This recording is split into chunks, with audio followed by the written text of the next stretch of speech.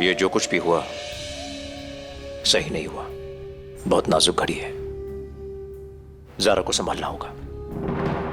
देखना कि वो अपना फैसला ना बदले। और हां, बिलाल को भी समझाओ कि वो मीडिया के पास नहीं जाए। अगर मीडिया को पता चल गया तो मुसीबत खड़ी हो जाएगी।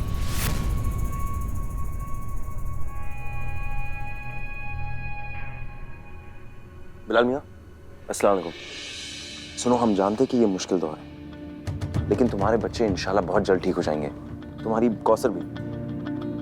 तुम्हें किसी चीज की जरूरत हो तो हम हैं तुम्हारे मोमिन भाई की तरह ना, बेझिझक होकर बताना। नहीं, मीडिया कुछ नहीं, बस हम हैं तुम्हारे लिए। अल्लाह हाफिज।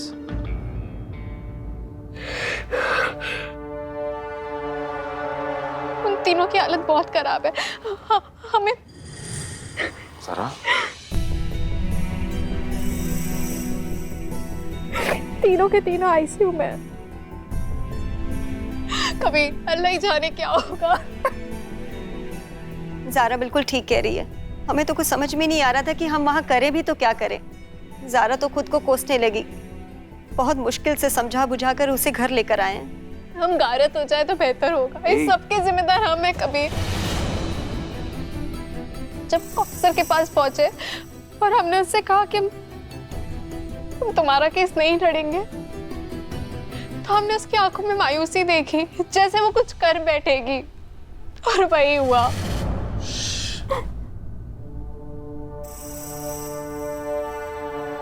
अब हमारी गलती है, हम जिम्मेदार हैं। हम गए थे सहारा देने और हम पीछे हट गए। अल्लाह में कभी माफ नहीं करेगा इसके लिए। अगर हमने उसकी उम्मीद को नहीं मारा होता ना, वो कभी कभी कभी मौत के मुंह नहीं लगते। तुम्हारी वजह से कुछ नहीं हुआ। कैसी बातें कर रही हो तुम? खुदकुशी करना इस्लाम में हराम है। इधर देखो, गुनाह है। तुमने कोई गुनाह नहीं किया ज़ारा। और तुम्हें फिक्र हो रही है कौसर के बच्चों की, उस कौसर की ना। इंशाअल्लाह बहुत जल्द ठीक हो जाएंगे। अपने आप को संभालो ज़ारा, इसमें तुम्हारी कोई गलती नहीं। कुछ करना है ना, उनके हक में दुआ पढ़ो और अपने आप को कसूरवार मानना बंद करो। ज़ारा, बेफिक्र रहो। तुमने जो कुछ भी किया है बिल्कुल सही किया है। देखो, हर इंसान की जिंदगी में अक्सर ऐसा मोड़ आता है जहां से उसे कोई एक रास्ता चुनना होता है। और 12 अप्रैल को शरिया बोर्ड नहीं जाने का फैसला लेकर तुमने बिल्कुल सही रास्ता चुना है। तुम एक मोमिन बीवी हो, एक फर्माबरदार बीवी हो, यह साबित करती है तुम। और तुम्हारे इस फैसले से हम सबकी नजरों में तुम्हारी इज्जत और भी बढ़ गई है। और हमें पूरा यकीन है कि तुम्हारी अम्मी, तुम्हारे अब्बा तुम्हारे इस कदम को लेकर बहुत खुश होंगे। रही बात कौसर बीबी और उनके बच्चों की, तो जो कुछ भी हुआ वो सही नहीं हुआ। हमें भी उस बात का अफसोस है, मगर उसके लिए तुम खुद को जिम्मेदार कैसे ठहरा सकती हो?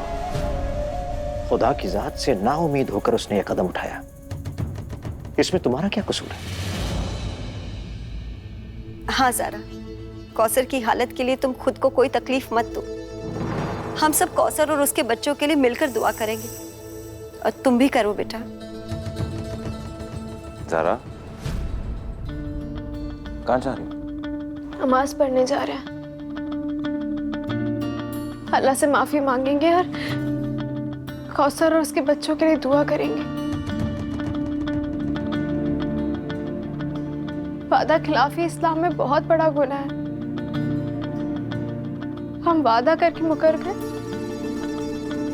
कौसर को उम्मीद दी और हम पीछे हट गए। आप लोग चाहे हमें कितनी भी तसल्ली दे दें, इस सब के जिम्मेदार हम ही हैं।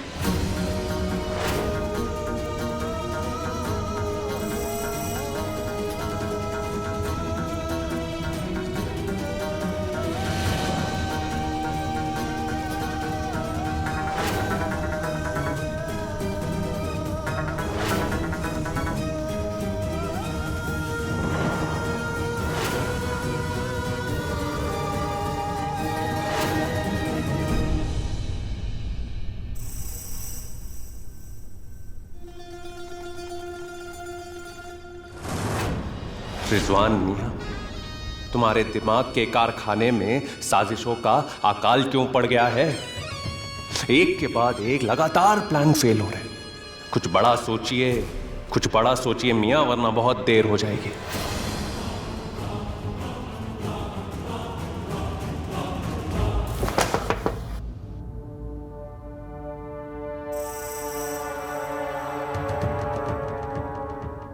बैठो।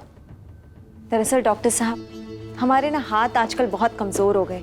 आप कोई ऐसी दवा दीजिए जिससे हमारे... आप पहले यहाँ बैठिए। अरे हमारी बात तो सुनिए। आप कोई ऐसी दवा दे दीजिए कि इनमें इतनी ताकत आ जाए कि हम किसी को सीढ़ियों से धक्का देकर उसे मारने की कोशिश कर सके, बिल्कुल आपकी तरह।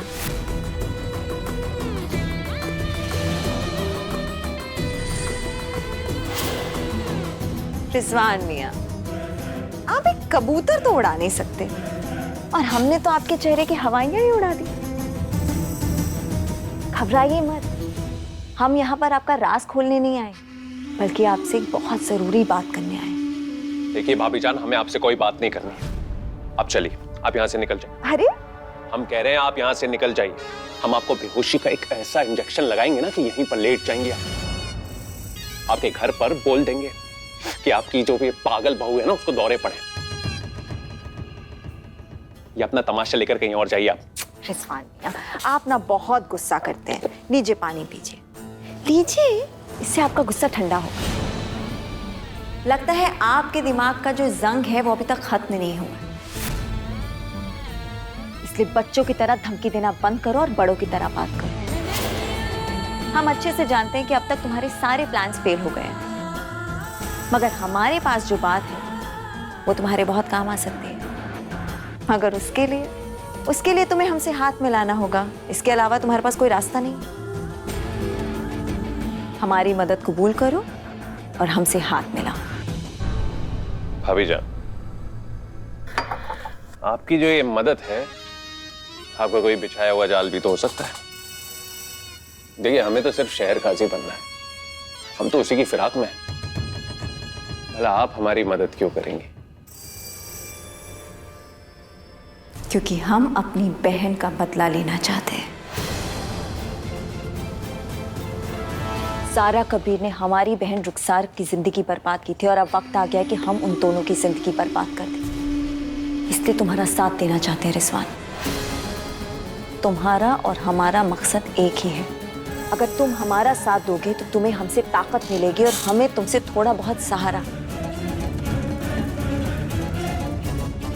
वरना ये काम हम अकेले भी कर सकते हैं रिजवान। एक बार दोबारा सोच लो, अगर हम दोनों साथ मिल गए तो तुम्हारा भी फायदा होगा और हमारा भी।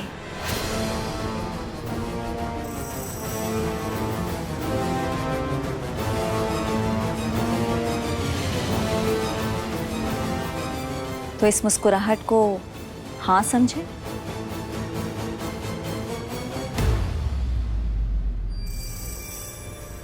हमें तुमसे यही उम्मीद थी। अब हमारी बात अच्छे से सुनो।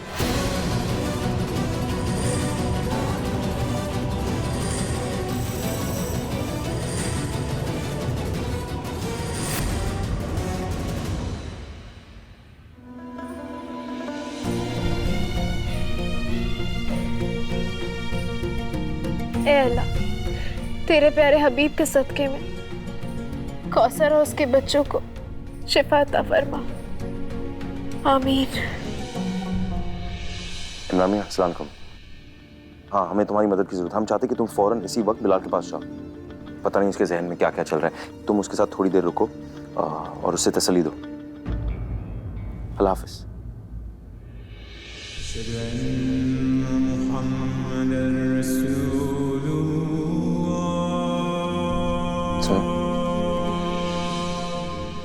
हम जानते हैं ये मुश्किल वक्त है ज़ारा, समझते हैं, लेकिन तुम इतनी उदास क्यों हो रही हो ज़ारा? तुमने कुछ नहीं किया और अल्लाह ताला है ना, जरूर कुछ करेंगे। हम जैसे ही उसके पास गए ना, ये बताने के लिए कि हम उसका केस नहीं लड़ेंगे, गिड़गिड़ाने लग गई। बार बार हमसे लिपट कर एक ही बात कहने लगे कि नहीं ज़ारा बीबी, आप हमारा केस नहीं छोड़ सकती। अगर आपने हमारा केस छोड़ा तो हमारी उम्मीद का खून हो जाएगा। हमें छोड़ ही नहीं रही थी, पता है, अपने बच्चों तक का वास्ता दिया। कहने लगे कि अगर आप साथ नहीं देंगे तो हमारे साथ नाइंसाफी होगी। एक इंसान ने हमारी वजह से अपनी जिंदगी खत्म करने की कोशिश की है। ज़ारा नहीं, तुम नहीं समझ सकते कबीर उसकी हालत। हाँ अल्लाह,